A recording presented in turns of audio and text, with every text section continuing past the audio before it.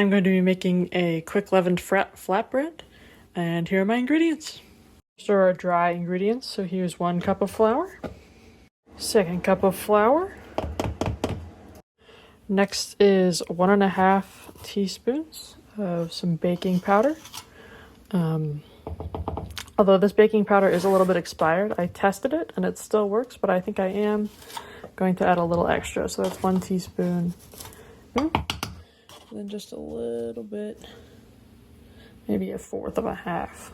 What's that called? 1/8. The recipe calls for fine sea salt, but I only have coarse, but I do think sea salt will be better than regular table salt. So I'm just gonna put some in this bag and crush it up. Now this is a teaspoon of pulverized sea salt, so let's get that in there.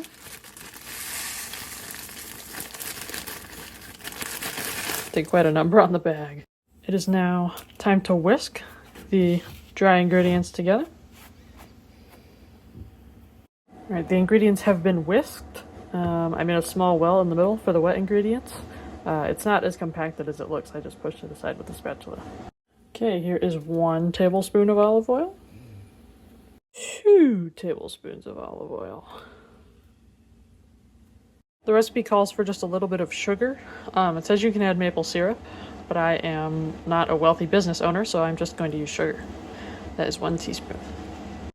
Next is to add about 3/4 of a cup of cold water, but I am going to save a little bit of this just to kind of add as I mix the dough, in case it's too dry.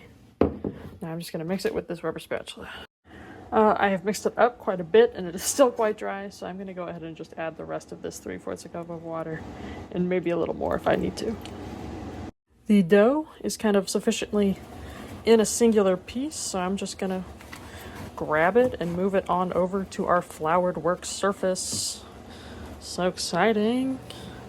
And then I'm just supposed to kind of knead this until it's flat, or cohesive, not flat yet. The dough looks good now, so now I'm just going to cover it with a dishcloth and let it sit for about 10 minutes. So the dough has rested. Now I think I'm going to move this out and cut it into 6 equal pieces, then kind of make it into little discs that are like maybe 1/8 of an inch thick.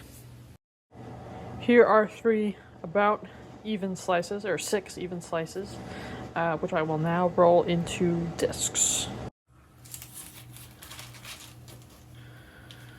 Roast for about 10 minutes.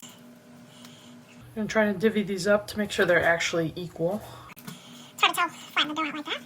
I'm also going to need a bit more flour for my workspace here. Here's parts. This looks pretty good. This one might be a little small. That might be at the donor, seeing how large it is. Okay. These are about the same size. This one's a little bigger than these. This one's a lot bigger. Alright. Put these all over here. I'm going to put a little bit more flour down so it doesn't stick. Then I'm kind of going to pat it out like so. So at most, I think I want definitely less than 1/2 inch, probably about 1/4 of an inch. Kind of pad that down a little bit.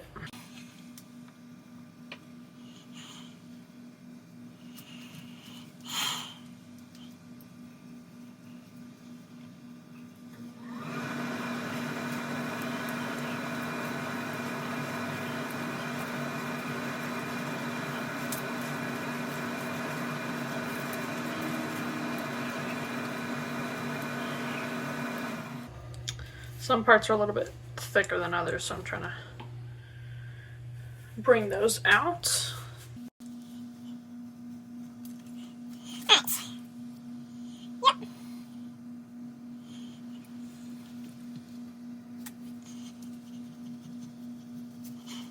Nice. That is about the thickness I want. It looks a little smaller than I thought it was going to be, but I guess we'll see. I cook one at a time, so if one of them's messed up, I can always go back and fix the other ones. All right, set him off to the side, and I'll do these other guys right here. Here is my pile of flatbreads. I think they're about each less than 1/4 of an inch, which I think will be okay to cook. And I have a pan heating up here. Add like a tablespoon of olive oil, and then let that heat up. And then I'll cook my flatbreads in there. The recipe actually called to cook them in canola oil, but I love olive oil, so I'm just going to cook them in olive oil. All right, the pan is just about hot enough for us to try and cook the first flatbread here. Throw it down. Oops, hot oil just splattered everywhere. That's okay. Recover, recover. Turn it around a little bit. Hear it sizzling. Looks good in there. It's supposed to be in there for about 1 to 2 minutes. I think I might have added too much oil for the size of the pan because I'm essentially frying it right now. Edges are kind of starting to puff up around here. I would normally use my hand, but there was kind of a vat of oil when I put this down, so I'm just going to use these tongs. Oh, yeah, that looks pretty golden brown on the other side. So let's let the other side cook, and then we'll taste it before we cook the rest of them, see if we did it right. So here's the first flatbread that I cooked. I'm waiting to cook the other ones just in case this one's messed up. It looked cooked, but then I turned the light on and it doesn't really look cooked anymore. But I cooked it for more than it said, so it might just be too thick. But I did accidentally fry this side, as you can tell. I'm going to break it in half, see what it looks like in there. There we go. Okay, so it actually does look pretty cooked on the inside there. I mean, it feels like a flatbread. I guess I'll eat it. The worst that can happen is E. coli, so. Okay, so here's the little piece of flatbread.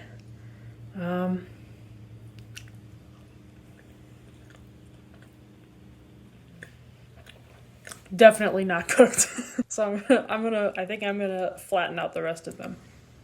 Okay, so my rolling pin is the salt that I used earlier wrapped in some cling wrap. Here's my little stack of dough. Move them out of the way. A little bit more flour on there. A little bit of flour on the world-class billionaire rolling pin. I'm a little worried. There's a little divot in the middle, so I'm not sure how well this is going to work, but there's not a lot of cylindrical items in here.